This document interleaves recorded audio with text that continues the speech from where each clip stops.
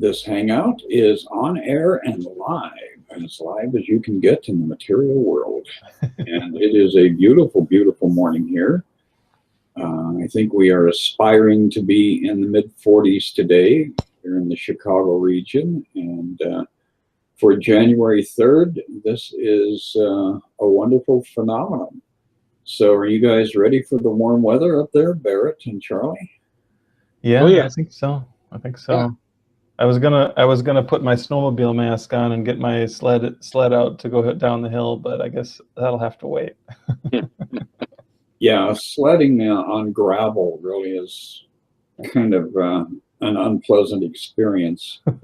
I remember that in my childhood. I had store-bought sleds, but then I got very creative when I was about 13 or 14 and built my own sled. Mhm.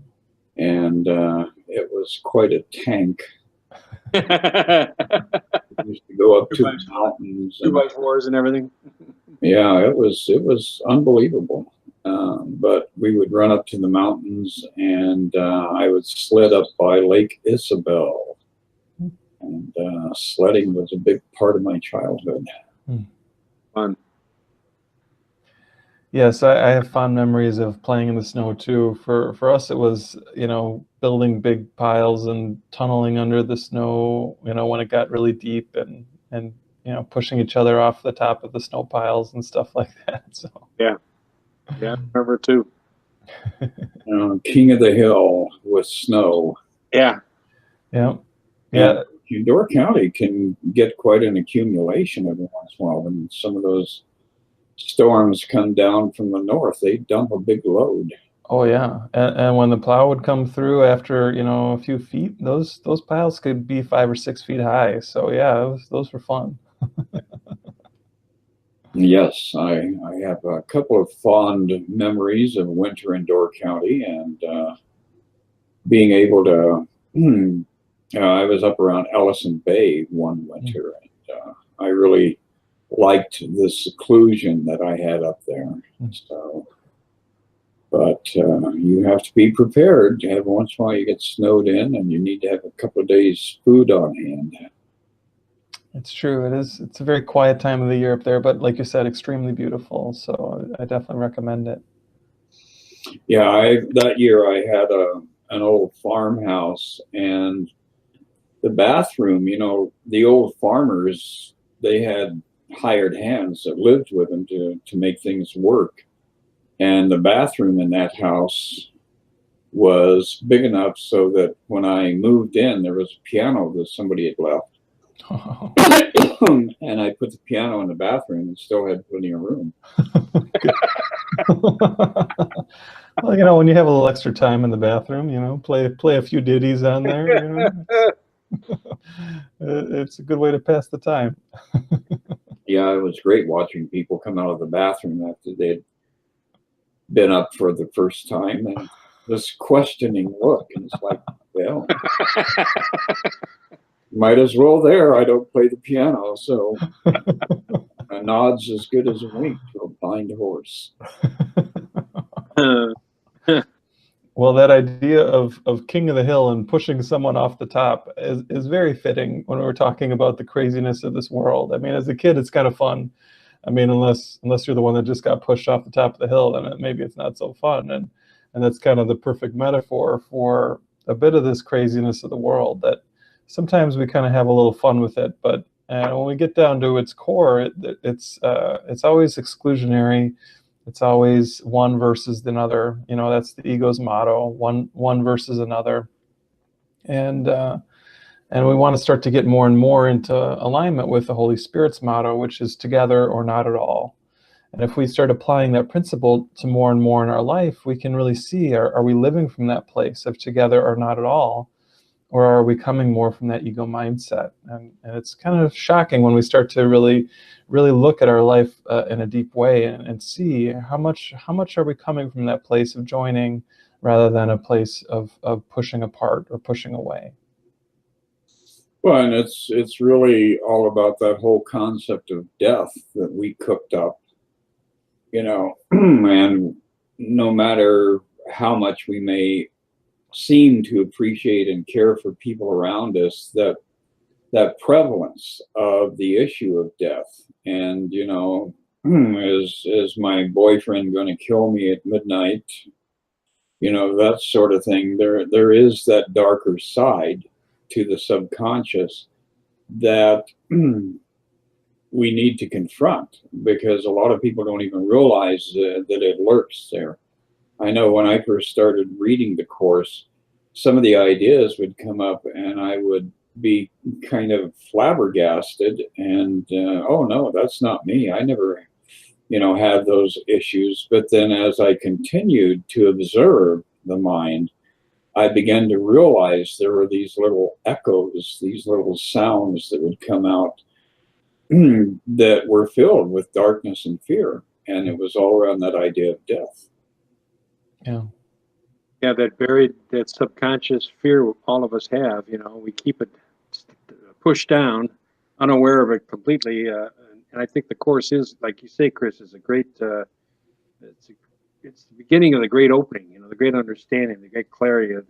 That's what we've been doing. And once we bring this to the light, you know, as Jesus talks about throughout the Course, bring that darkness to the light, we see that there is nothing to fear. But boy, it can be a nasty place when we're in it. Aaron and I were talking about this a little bit yesterday, as a matter of fact. You know, there's a dear friend of ours who right now is going through a really tough time here in the Illusion, and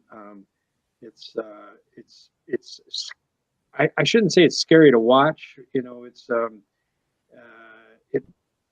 brings up emotions. You know, it brings up emotions of care and concern and love for this person going through this, but at the same time, the realization is there that it's all illusion, and that there is truly nothing to fear. If we're in that place, and in that contact, in that miracle, you know, of understanding, then there really is nothing to fear. Yeah. This friend of ours, her fiance was in an automobile accident and he died. And, you know, talk about the idea of losing our loved one, right? But then losing the very fear of loss of love itself, right? This is like at the core of our deepest fears. And like, you know, Chris was saying, it's, at first we might not see that this is all in us, that all of these issues are inside of us, but they are. And it sort of leads us right into one of the areas we wanted to mention today, which came up before we got on the call for me, which was this the fourth obstacle to peace. In chapter 19, there's a section that talks about the obstacles to peace, and it lists out 4 of them. And it basically is all these different layers of the ego that we have used to prevent ourselves from waking up. And this last obstacle to peace is the fear of God. And that really means the fear of love. There's a part within us that's afraid of love. And just like Chris was saying, when we first hear this, we probably say, well, no, I'm not afraid of love. I want love. You know, I want to know love. That's why I'm studying all this. That's why I'm doing this work. But then as we keep going deeper with it, we probably will get in touch with and become aware that there is this real fear of love. There's a part of us that does not want to join in the oneness. And this section is so helpful in showing us the different aspects. I'm going to read just a bit of it here. The section before this was the fear of death. He said the third obstacle to peace is the fear of death. And so he starts off this one by saying, what would you see without the fear of death? What would you feel and think if death held no attraction for you? Very simply, you would remember your Father, the creator of life, the source of everything that lives, the Father of the universe and of the universe of universes, and of everything that lies even beyond them, would you remember. And as this memory rises in your mind, peace must still surmount a final obstacle, after which is salvation completed and the Son of God entirely restored to sanity. For here your world does end, right? So what he's saying here is that underneath all of our kind of worldly fears, we have just this fear of knowing our truth. And because it's so intense, we have these walls that we put up inside of ourselves against coming there. And as we were discussing just a little bit before the call started, as we approach this, we start to actually feel a deep fear. So if anyone is out there kind of who's been working with the course for a bit, and you wonder why, maybe it's bringing up terror in you, maybe it's bringing up real deep fear. You might not even know where it's coming from, or it might be seemingly attached to things that weren't fearful to you before. Well, it's because you're getting closer to the real core of the issue. You're not doing something wrong, you're actually moving in the right direction, but this aspect is coming forward more and more. And so this is what we're looking at and talking about today, is this real terror that exists within all of us as we come to our more and more to our awakening.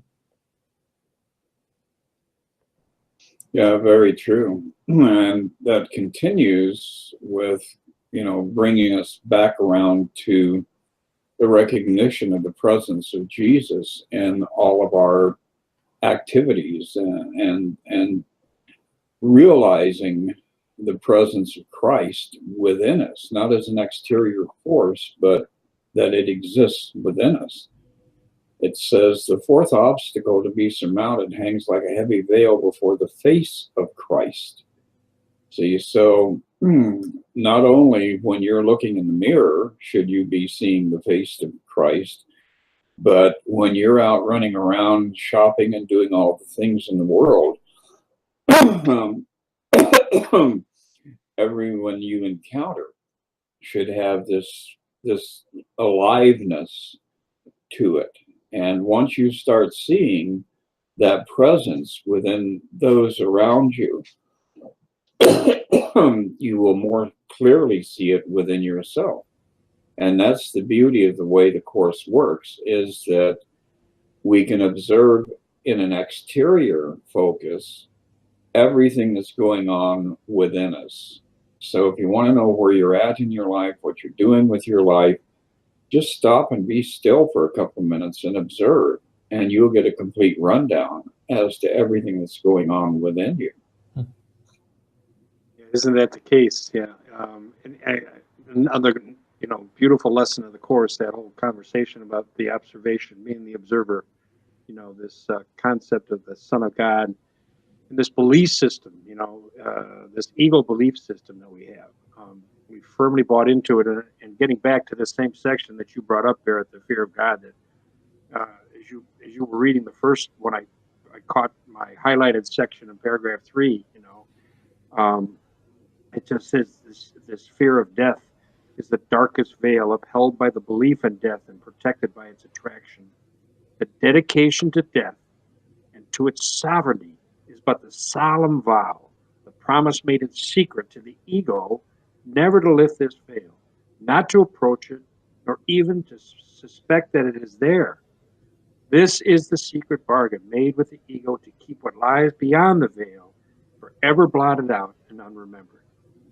Here is your promise never to allow union to call you out of separation, the great amnesia in which the memory of God seems quite forgotten, the cleavage of yourself from you, the fear of God, the final step in your dissociation. And when you take a paragraph like that and recognize that what we're believing in, this ego belief system, is completely meaningless, has no truth to it, it never existed, it isn't there.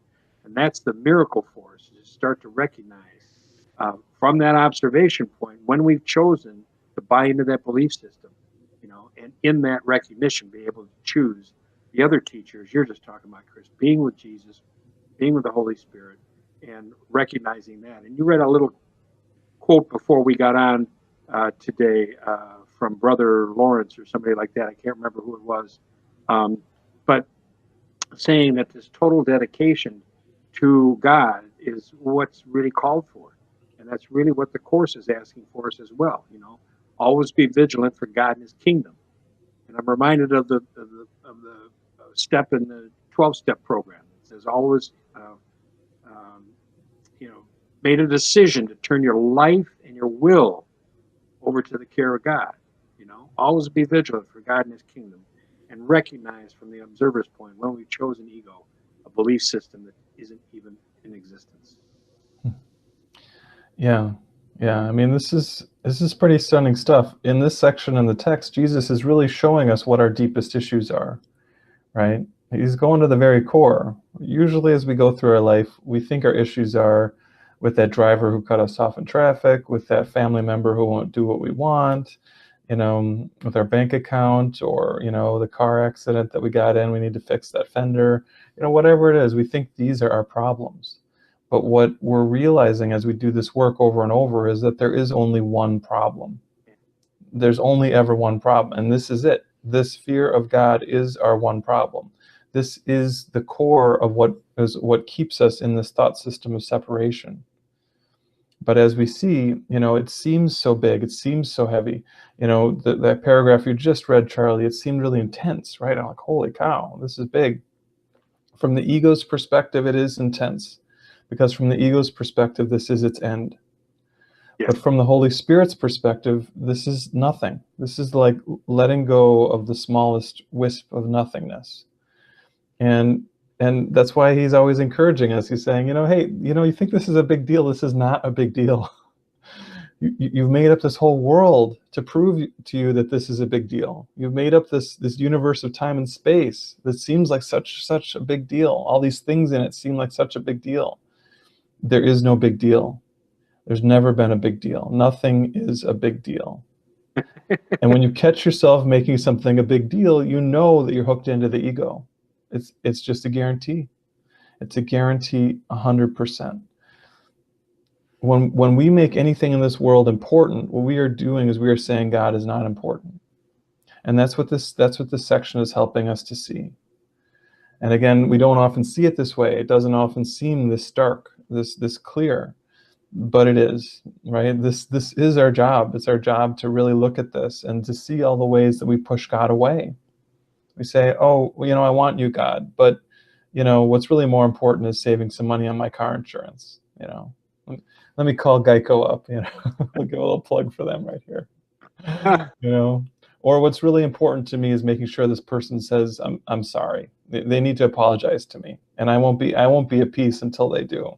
Right? But what we're really doing in that moment is we're saying that's more important than the love of God.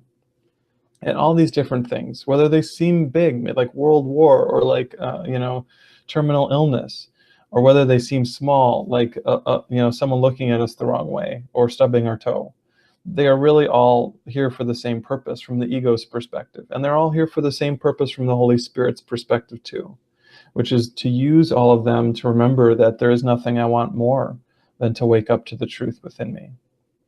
And if we keep using it like that, we are going to come to that in our experience. That's absolutely a fact. And, going down to this next section here, there's some beautiful thoughts that are being shared with us. The first being the desire to get rid of peace and drive the Holy Spirit from you fades in the presence of the quiet recognition that you love him. So as soon as we can still the mind, and this is really what the Course is focused on fundamentally, is our ability, our capacity to control the mind, because we allowed it to get completely out of control. Then all of a sudden we recognize that we do love God and that we have this immense need to feel that direct connection to God. And so it becomes a very, clear process wherein we can take the next step. We can liberate ourselves from the trap that the mind has created for us. It says the exaltation of the body is given up in favor of the spirit, which you love as you could never love the body. And, no matter what you're doing with that physicality, with that body, it is going to betray you, no matter how long it takes. You could be having great health up until you're 84 years old, and then everything falls apart right in front of you. And that's one of the things that Spirit allows us an escape clause so that we can experience the body simply as a vehicle for communication, and live within the body without feeling decrepit and without witnessing that decay. So that's why it is so very important that we continue to press forward with all of these ideas being shared with us.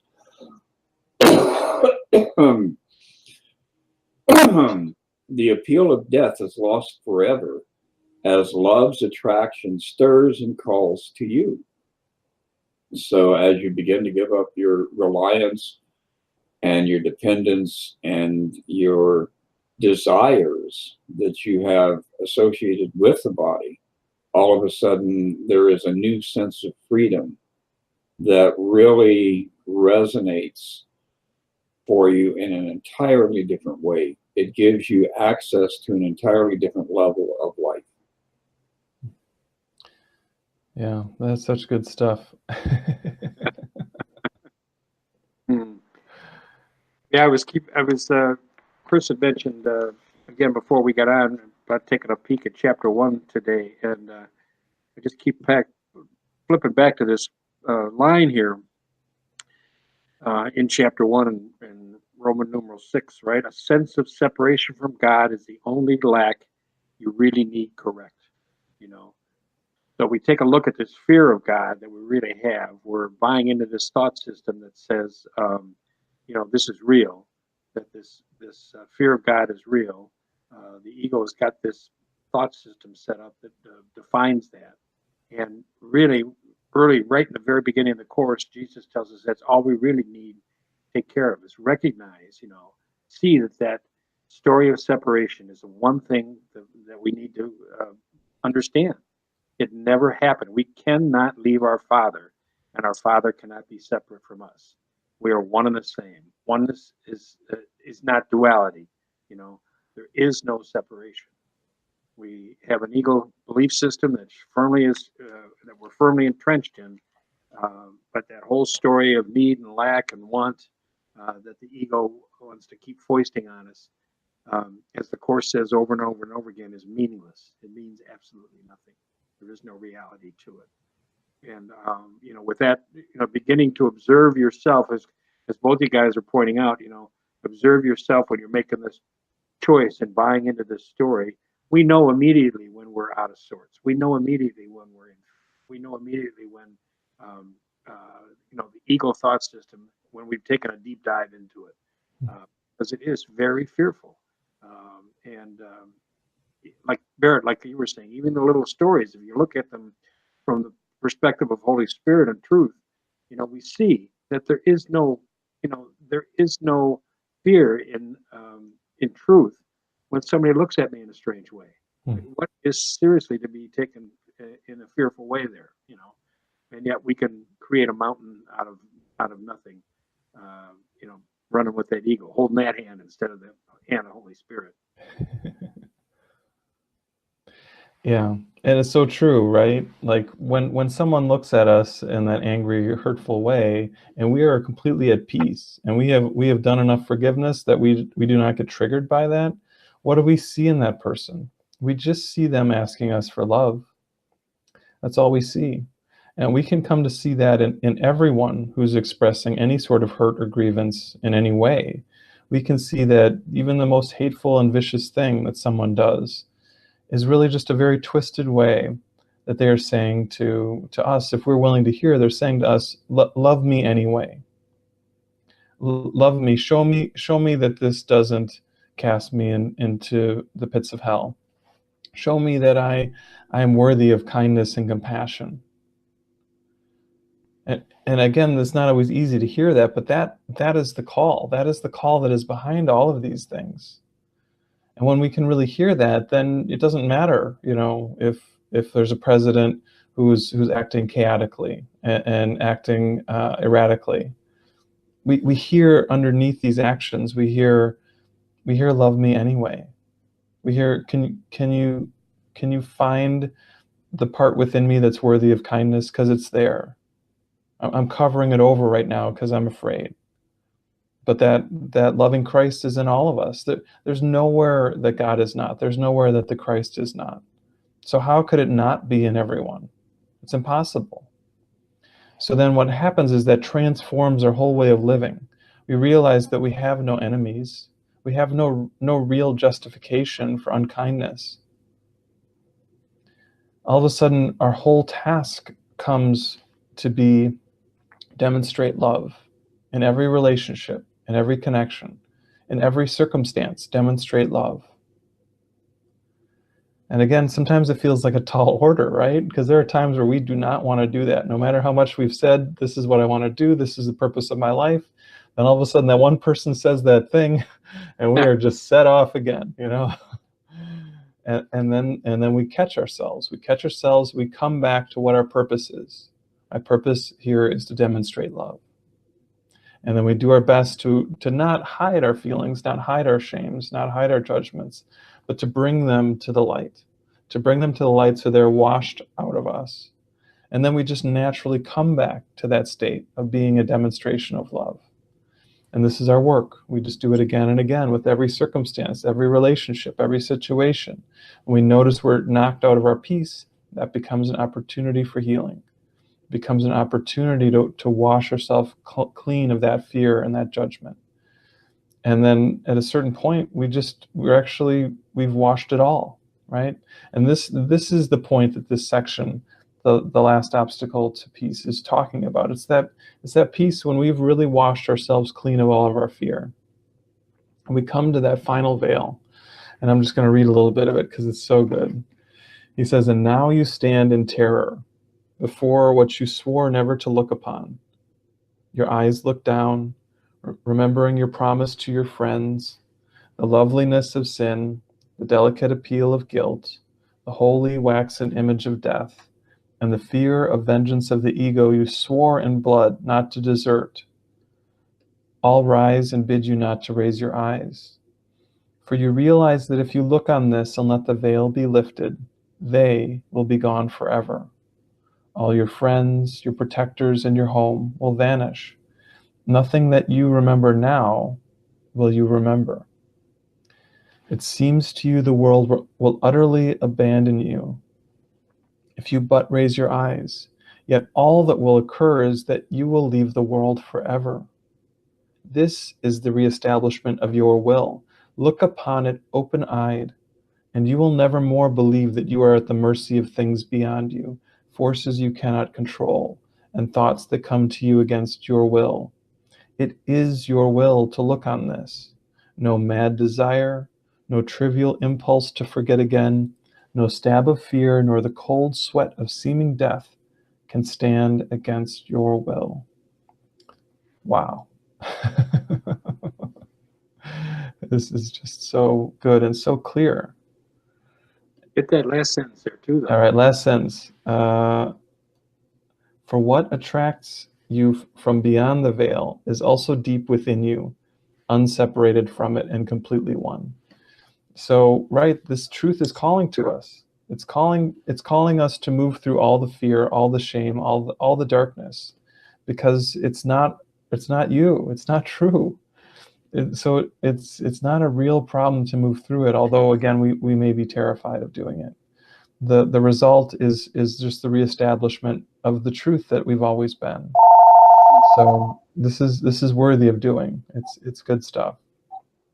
I love this metaphor of the veil too. You know, when you think of a very thin, wispy piece of cloth, you know, there's really no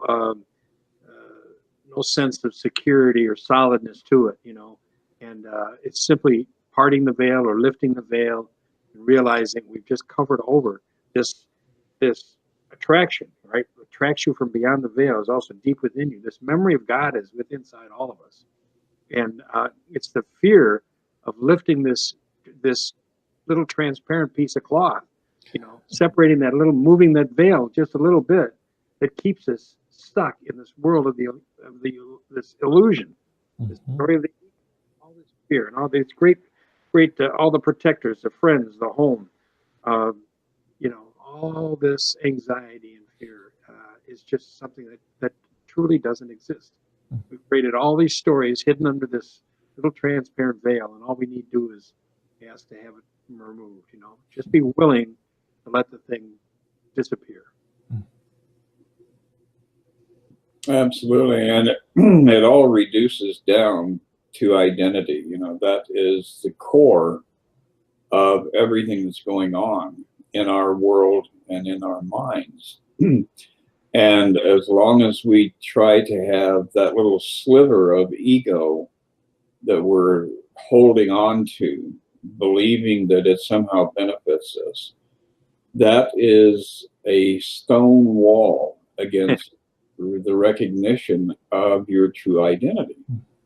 So when we're looking at the Course and we come across these ideas that you not only are one with God, but you are God in reflection, you are God in expression, that concept becomes terrifying to the ego, because the ego is based on the idea of limitation, obstruction, fear, and a general lessening of identity.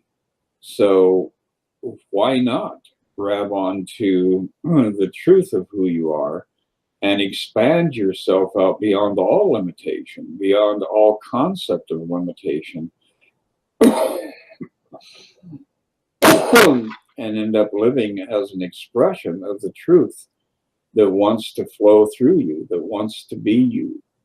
So it's all very much a thing of decisions based on illusions, and we have to be able to confront the illusions to make the right decisions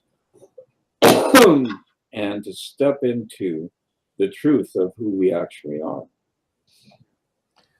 That's what we're doing here, and I think you know, I think you're doing it so much, Chris, that you're disappearing into the light. So that seems to be a prevalent problem. I've been just mesmerized by your aura today, Chris. Like that old song, "Blinded by the Light." Of course, the next line is "revved up like a deuce." And, a loner in the night. Well, people didn't really comprehend that, but you know, our generation, Charlie, should, because a deuce was a deuce coupe, 1932 Ford Victoria. So if you're revved up like a deuce and you're just, you know, you're out there running around all night long, definitely some issues that are going to arise. You need to go home and put the coupe up and and step into the light as it appears.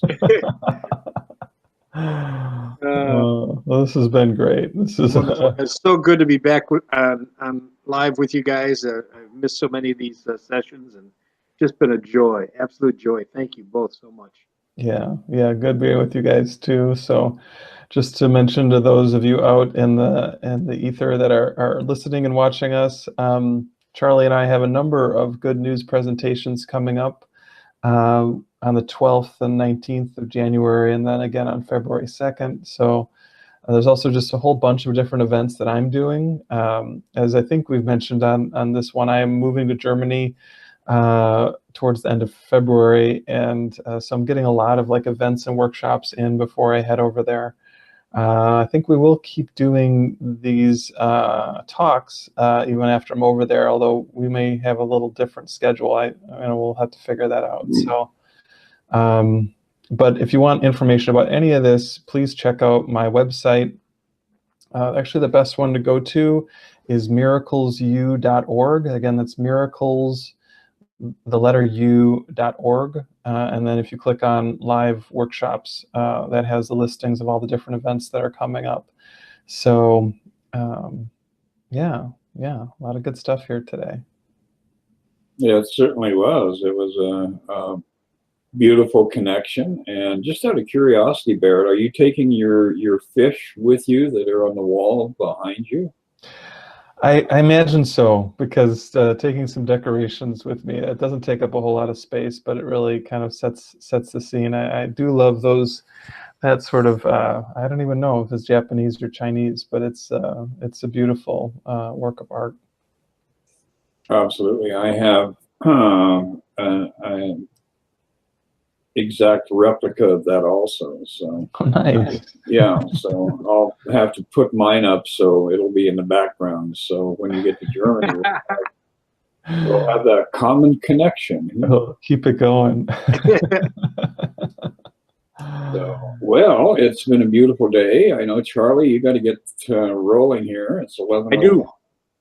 So we will recommune in 1 week. Looking forward to it. All right, have a good one, guys. All right. Thank you all very Call much, from and Atlanta, GA. we will see you down the road. Sounds good. Bye.